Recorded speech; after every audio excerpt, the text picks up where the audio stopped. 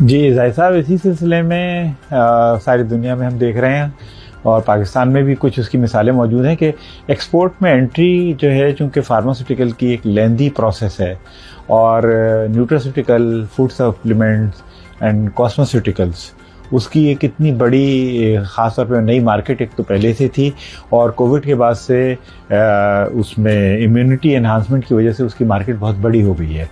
तो वो उसके जो एंट्री बैरियर्स हैं वो निस्बतन बहुत कम हैं और वो चूँकि फार्मा के उसमें कंट्रोल में नहीं आती, तो उसको पाकिस्तान में काफ़ी अनटैप्ड पोटेंशियल है, उसको इस्तेमाल करने की बहुत ज़्यादा गुंजाइश है। तो लोग उसकी तरफ भी उतनी तवज्जो नहीं दे रहे और उसमें भी वही अप्रोच आती है, collaborative approach. Sales and marketing एक अलग सेंटर है और प्रोडक्शन एक अलग।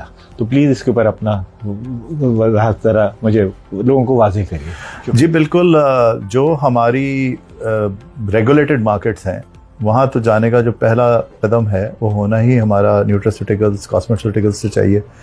और इसके साथ साथ जो है वो हमारी जितनी भी OTC प्रोडक्ट्स हैं उनके भी वहाँ पर एंट्री बैरियर्स जो हैं वो कंपैरेटिवली लो होते हैं। तो हमें जो डेवलप्ड वर्ल्ड है वहाँ उसमें जाना चाहिए। लेकिन जो बहुत बड़ी मार्केट इस वक्त अनटैप्ड पड़ी है पाकिस्तान के लिहाज से, वो सेमी रेगुलेटेड और जो मिनिमम रेगुलेटेड मार्केट्स हैं वो हैं।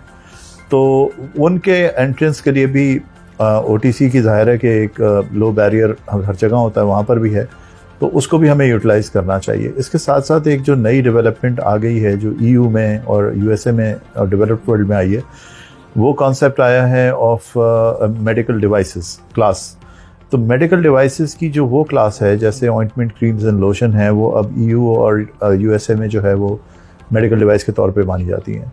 अब वो दवाई के तौर पे उसको नहीं लिया जाता। एक्जिमा की जितनी ड्रग हैं, लुब्रिकेंट्स हैं and so many other preparations जो उसके लिए बन रही होती हैं, उनको वो they count them as medical devices. तो ये भी एक एरिया है जिसको एक्सप्लोर करना है। अब बात वही है जो आपकी है कि जो हमारे